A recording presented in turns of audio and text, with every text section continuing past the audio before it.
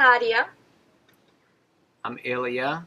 We have 3 kids, Jaden, Benjamin, and Daria. We have a dog named Ruby. I'm a travel nurse. And I'm a stay-at-home mom. At this point. Stay in a trailer mom. So we are traveling the country currently. And if you haven't had a chance to subscribe, click the button to the side. And consider hitting that bell too so you get notification. We're going to have some cool videos coming out every Sunday. And if you like this video, give me a thumbs up. Our assignment is almost over, and we're going to review this campground that we're staying. Right? Yay! It's been a lot of fun. We really enjoyed staying in Florida in the winter. The weather's been awesome. It's been warm. We enjoyed a lot of time on the beach. This campground was great for the most part. We liked some things, we didn't like some things, so I'm going to share with you. The name of this campground is RAMBLER'S RV Resort. And the reason we're staying here because we had no other choice. Ilya's assignment was pretty much presented to him a month before we had to leave.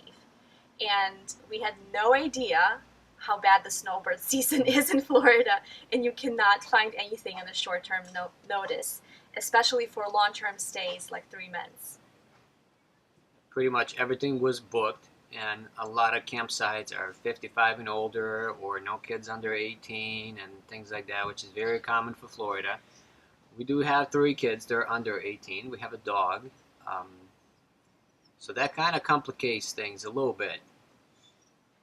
And we wanted to be close to the beach. We didn't want to be far inland. We wanted to be close to the beach. So this is more expensive than we normally would pay on any other day, but it's more about the experience than saving money.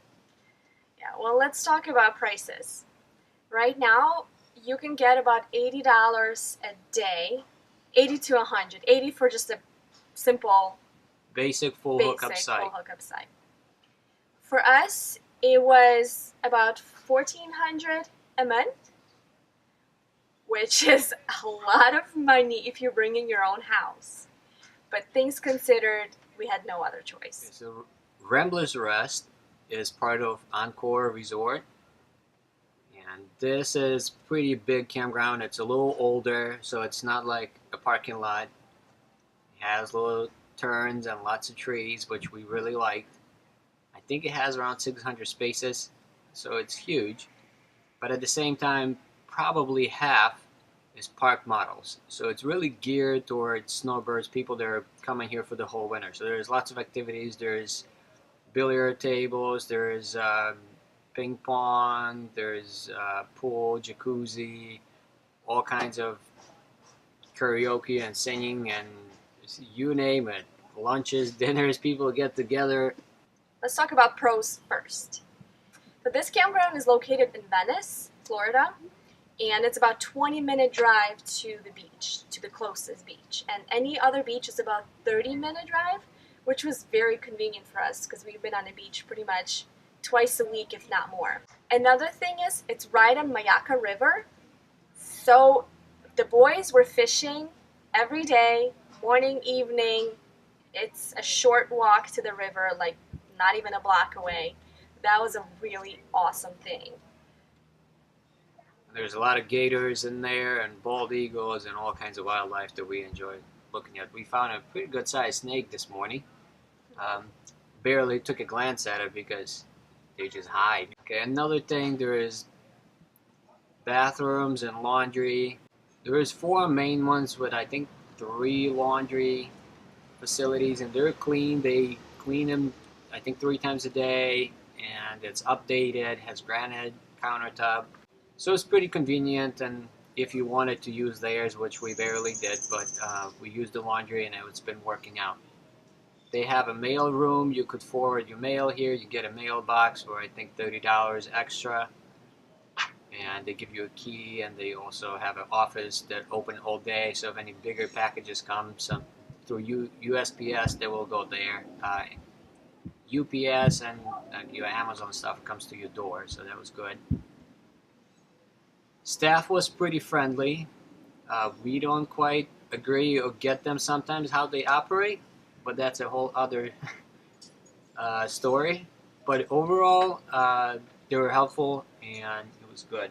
It has really nice pool, it has playground, splash pad, um, all the roads around here, they're paved, so it was really easy for our kids to ride their bicycles, rollerblades. There was plenty of room to roam around and plenty of activities for us. And we could have our dog. Let's talk about cons. Number one, it's overpriced. It's a lot of money for what you get. Like, seriously, a lot of money. That was a little bit overly dramatic. But yeah, if you're paying $1,500 a month and that's your monthly fee, you kind of would expect to have good internet and some other services. Internet over here, absolutely terrible. The only way it works, the hotspots at the library and at the pool, which you have to sit at the little bar table there, that's when it works. So that's the only way we can upload videos or do any of that. Cell coverage, pretty bad also. We have Verizon. You can make phone calls. Internet, it's useless. There is no use of it here with the Verizon. Neighbors just left today. They had T-Mobile. They said theirs wasn't bad. So that's all I can say about that. Another thing, it floods. Every time it rains, it floods everywhere. Half of the roads, a lot of sites are flooded and get really, really muddy. It's hard to get in and get out. It would rain for one day and half of the park would be underwater. And as flat as Florida is, a lot of the sites, they're not exactly leveled. So bring your leveling blocks for sure. Very, very unleveled. That's why she sits a little higher than me if you pay attention. Falling to this side. Okay, another thing that was very annoying, they would shut off your water without any kind of notice. I mean, and I'm not talking, I mean, we've been here 3 months, so it's not like it's just happened once. Just about once a week. This last week it's been happening a lot because apparently they're putting cable in and they're digging and breaking lines. But finally there are signs today that tomorrow there will be no water pretty much all day. So that's pretty darn annoying. Alright, one tip that I would give, if you are traveling here in Florida and you're trying to call places, well, at least this place in particular, pretty much the answer you're going to get that there is no spots available, even though half the park is pretty much empty at this point. I don't know why they do this, or if they're going to sell you one, they're going to sell you the most expensive one that's elite, but the idea that what if we have a 40-footer coming, where are we going to put them? I don't agree with this, but I'm not the office. So I would say just show up, go to the office, and they will find you a spot. That's how that works. If you stay in one night, ask them for just water and electric. You don't need sewer if you're staying just one night. There is a dumping station here. Okay, tip number 2.